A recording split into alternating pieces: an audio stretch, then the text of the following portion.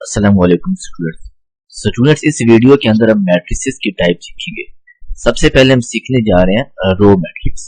Row matrix वो होता है जिसके अंदर सिंगल रो होती है। एग्जांपल के तौर पे हम लिख सकते हैं 4 और 6। इसके अंदर कॉलम जो है वो जितने मर्जी हो जाए।